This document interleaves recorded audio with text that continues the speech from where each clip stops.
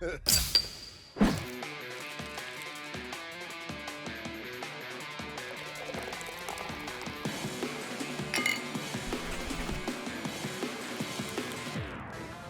brewers, it's Friday. Good to see you again. Welcome back.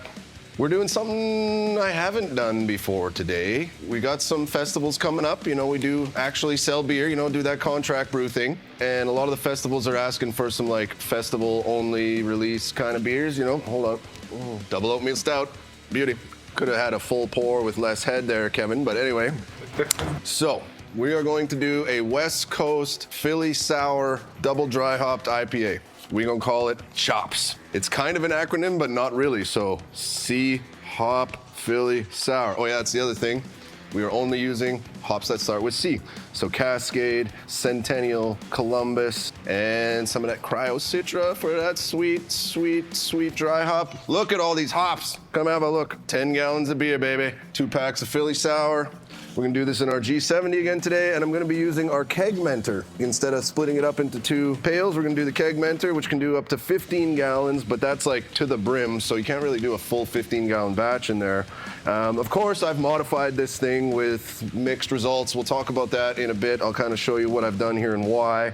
But for now, let's get our minerals in there. I guess I'll show you our mineral content. So we're going for mash pH of 5.4, 6 lactic. There's our gypsum, but here's our parts per million. That's what you really want. If you're trying to mimic what I'm doing, that's what you want to do. Don't worry about my additions unless you're in Winnipeg. All right, I got Noah to do the minerals for me already, so let's toss those in there. And you got my lactic ready for me as well. So notice we finally got one that can hold more than 1 milliliter at a time. All right. Okay, this not boy. All right. So what do we got here for malt? 24 3/4 pounds.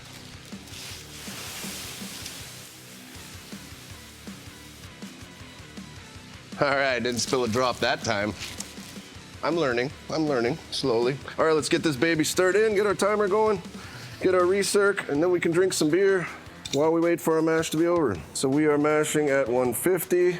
We did 10.5 gallons of mash water. We're gonna do 4 of Sparge. All right, when you use enough mash water, it makes that stir in real easy. All right, I am really excited for this beer. I don't do a lot of sour stuff, so it's gonna be kind of a new thing for me.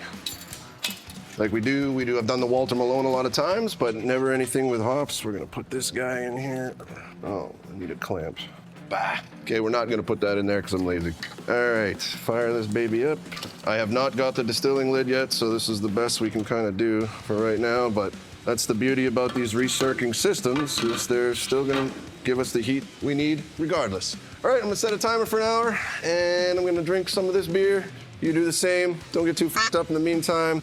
I'll see you for Sparge.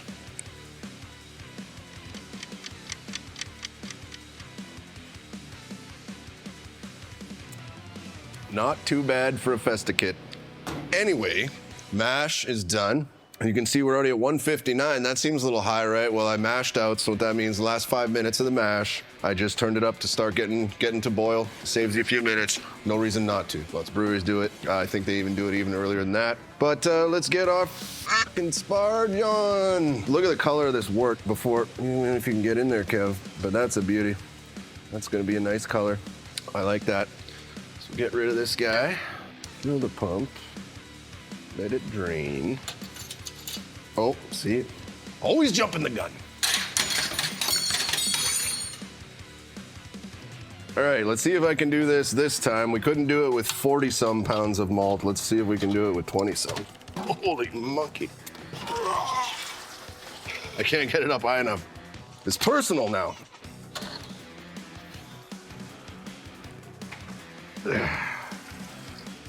All right, now that my back's thrown out, 4 gallons.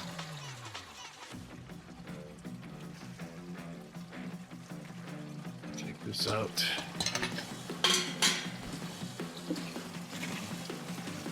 One. And this is really free flowing. Yeah, no stuck mash here. 2. And while we wait for that to leak, I'll tell you about my fermenter and how I modified it, and I wish I hadn't. 3, and there's our 4 gallons. Turn this off, put this over here. Okay, so today we're doing a 10-gallon batch. We're gonna do it in our 15-gallon Keggmenter. Now the Keggmenter normally is just a sealed keg. It doesn't have this spigot on the bottom. You've got your plate and your floating dip tube. This is supposed to be set up so you can do pressure fermenting in it. But I wanted to do CIP, or clean in place, so I didn't have to fill this whole thing and brush it. So my idea was, I got this adapter, I got this spinning spray ball, so that goes on there like that, goes in here like this, and then you hook up a pump to that. But if you do that without a spigot, without being able to recirculate, where's our CIP going? We're just filling this thing. Well, that doesn't work. So I thought, took it down to our friends at Anything Custom, had to punch a hole in it, and then I put this spigot on. Now, we can do CIP. Great. What we can't do anymore is pressure fermenting. If you put more than like 3 PSI on this thing, you get a tiny, tiny, tiny, tiny little trickle, which, okay, sure, that'll be fine for transfer. We'll maybe lose, a cup of beer, who cares? But when that's sitting there like that for 2 weeks, half my beer's gonna be gone. So it kind of fucked up on that one. So we're still gonna do it. We're still gonna be able to do closed transfer, so that's nice with our floating dip tube. I also figured out just this morning that if I get another reducer on top of this one to bring it down from 3-inch to 2-inch or 2.5-inch to 2-inch, I can put the whole hot bong setup on here as well. So I'm definitely gonna be doing that. So if you don't want CIP, which I honestly think, now that I've sort of ruined this fermenter for pressure fermenting, I don't think CIP was worth it.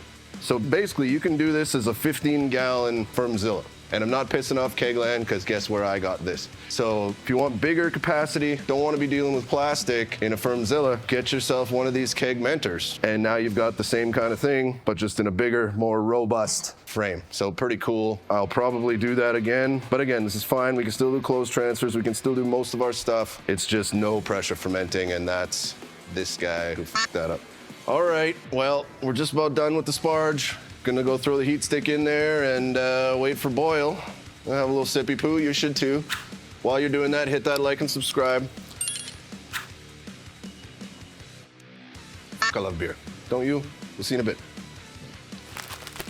Hey brewers, we're back. While you were gone, I got rid of the malt. I put in our heat stick just to get us to boil a little bit quicker. If you can see, you've got like a mini super boil going on right around the heat stick.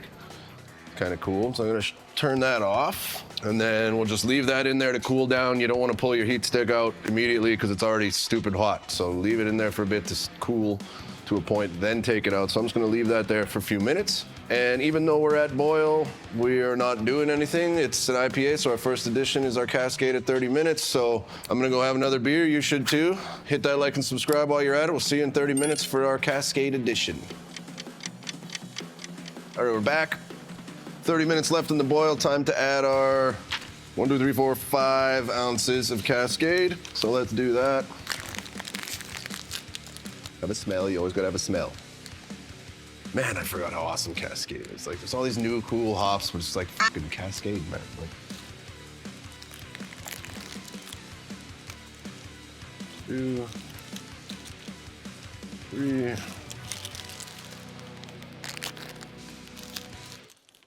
4 and 5. All right, see you in 20 minutes. We'll fire up the chiller, or start it recirculating, get our nutrients in there. It's time for a beer. That's what time it is. We'll see you in a bit. 10 minutes left in that boil. We're gonna start our recirc for our wort through the chiller, put our nutrient in and our whirlpool. Okay, so we'll start with the recirc. Got our heat stick on so we don't lose too much of our boil when we start this. Really wish I'd have extended these hoses. There we go. I don't have enough hands. Let that go and fire up. There we go. So this is just our cleaning water from last time. And we're gonna see some wort start to come here now. Boom, okay. With that recirc, I'll grab our yeast nutrient and our whirlpool.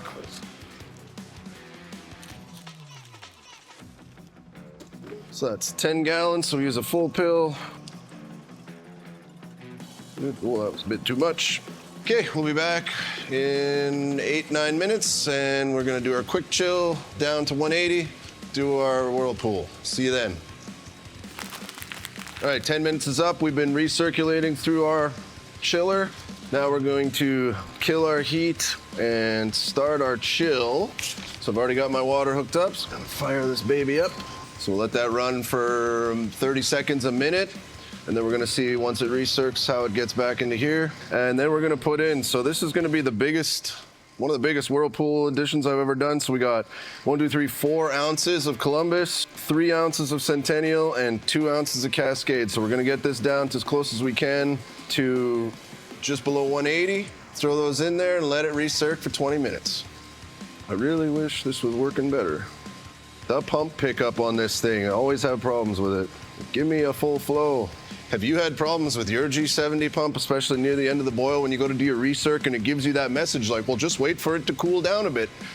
No, I need to do my recirc for sanitation. I can't wait for it to cool down a bit. Like, what's going on with that, Grainfather? Am I just totally out to lunch here? Let me know what you figure. Okay, I'm gonna stop the cooling. Finally, we got flow. Yeah, this is gonna go now. Oh, that would also help. You wanna turn off the heat stick before you try to cool. Get your shit together, Brad. Oh, now we finally caught up. Look at that go now. Holy moly. Now that's a ripper. I don't even think I need this pump. Yeah, there we go. So we'll see. We don't want to go above 180 because we don't want a isomerization. We just want all that goodness. We don't want any bitterness. We just want all the flavor. I haven't done Whirlpools with the G70 as much. I usually do 5-gallon batches, so I'm just kind of guessing as to how much cooling water I should run to get where I am, or get where I want to be, is what I'm trying to say. So let that rip a little bit more. And with this chiller, it's pretty nuts, so like we gotta be sparing. Okay, we'll stop it there. This come around, we gotta stir. We're obviously gonna cut a bunch of this out, right? But so you gotta kind of do this balancing act. So I'm watching this come back up. Once they equalize, then we know that's kind of where we're gonna be. So this is gonna do it for us. Just gonna wait till it gets below 180. We'll toss those in, set a 20-minute timer. We've already pre-star sand our Keggmenter here. We're all ready to go there. Yeah. Come on, 2 degrees. Okay, we need just one more little blast. All right, there we go. 180, toss those in. Okay, finally, 20 minutes. And then our Whirlpool's done, then chill into the Keggmenter and off to the magic box. We'll see you soon.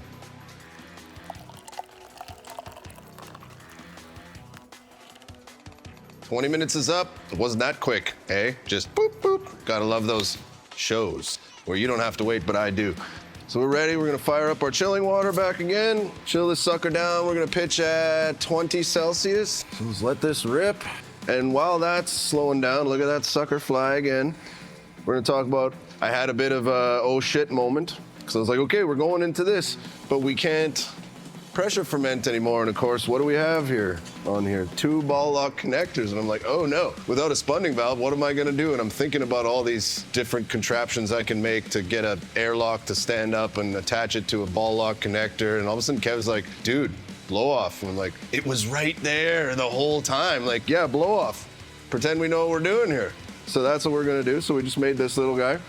We're gonna go in this all in the magic box, but we got our Fort Garry howler here full of some star sand. There's our blow off, bam, done. Thank you, Kevin.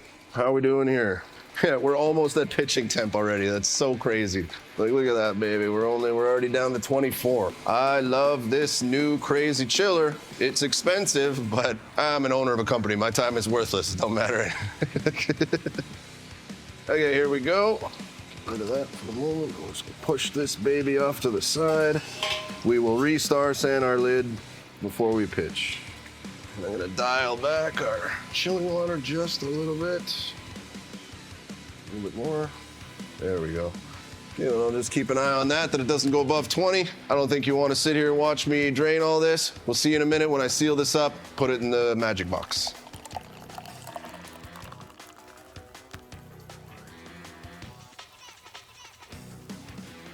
Okay, so we're all transferred over. Got her all in there. Now I'm gonna respray this lid because it's been out for a minute. Lock that baby on there. Okay, now it's gonna be fun to carry over. Put our blow off on and that's it for today. Oh, Man, that part is too much work. And I just realized we didn't put yeast in. Okay, well, good thing we can still do that. Okay. 2 times Philly sour. We don't want to overpitch with this stuff, or it's not really going to do what we want. Usually I would do an extra pack or 2 for something that's going to be over 6%. By the way, I did check gravity. We were looking for 1061. We got 1058. I'm happy with that. Now we close it up. We're gonna make sure we put this on the gas inside, not the beverage outside, because if we do, then we'll be pushing all kinds of beer. There we go. You go in there. Eventually, we'll start seeing that bubble, but not right now. All right, brew day done. Hit that like and subscribe. We'll see you back for kegging and then for some sampling. Can't wait for that. I'm really excited. We're also gonna do a dry hop. So we got 4 ounces of Citra Cryo going in this baby. That's a good chunk. Pretty excited. See you soon. All right, brewers. So Kev wasn't here for a couple days, so we missed me doing the dry hops, but we can talk about that real quick. Keg our chops here, so I mean, we can pretend like we're doing it right now. So what I would do is open this guy up, pull the plate off, put the hops in, close it back up. Okay, got it? Beautiful. We gonna transfer this mother. I'm gonna try a pressure transfer. Now remember I said I put this on here, so anything more than like 5 PSI and it's gonna start to leak. So that's gonna be a problem during fermentation. We can't just have it leaking away for 2 weeks, right? However, if it's gonna go drip, drip, drip for the 5-10 minutes we're doing this, and I'm gonna lose maybe half a pint of beer, I'm gonna do it. So I'm still gonna do the pressure transfer. I've got my spunding valve set at just 3 PSI. We're gonna transfer out at like 6, 7, just to have a bit of a pressure transfer. Again, we did not pressure ferment this because I broke it, okay? No pressure fermentation happening here. So of course we've filled up our kegs with CO2, purged them, filled them a couple times. I'm satisfied. We've got CO2 in these kegs, and we're not gonna do that recirculation thing that I've done in some other videos because we're actually gonna be pumping CO2 into here. So we don't need that. So we'll go up to here to about 6 PSI, put that guy on our liquid post. I've never actually done this with this fermenter since I modified it, so we'll see what's about to happen here. Just under 10, that's gonna be good. Why won't you go on there? Oh, I know why. Because this is the jumper cable, you dummy. We're just gonna make a loop. It's just gonna go back into itself. Stupid. Okay, so now that's going here, we're gonna go here. There we go. I was like, did I hook it up to the wrong one? Because you know me, right? All right, so this seems to be working. I'm gonna go down just a little bit on there. Yay! Twerks. Are we leaking? Okay, we are. Just the tiniest little bit of moisture, but we'll be all right. I'll show you how I hook it up again. We'll shut her down. I'm not funny enough to just vamp here for the next 5 minutes while this transfers, so we'll see in a few minutes. We'll hook up the next one. We'll have a little sippy poo, and then we'll wait for tasting, okay? Hit that like and subscribe. We'll see you in a few minutes. All right, that one's done. We'll show you, we'll get this next one hooked up. So I've got my, this thing, spunding valve. And this is 20 PSI in here. We're down to 3 PSI in here, so we're gonna get a little bit of that. Because I overfilled the last keg, so I ended up getting a little bit into my spunding valve. We do have the flow stopper from Kegland that I use sometimes, but I forgot today. And whatever, we just blew it all out, so I think we're fine. So let's move it on over. Boom. How do you label your kegs? This is how I do it.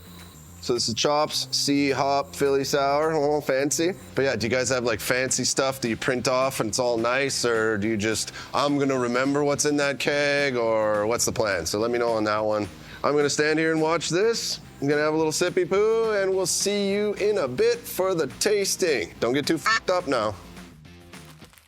Hello, brewers, moment of truth. Taste the beer you've never made before that sounds like a weird style, that even sounds weird to you and not even that appetizing, but you did it anyway. Someone give me the acronym for that. It's probably pretty cool. C-Hop Philly Sour. Let's go. I'll pour one. I'm gonna pour one for me and Kev.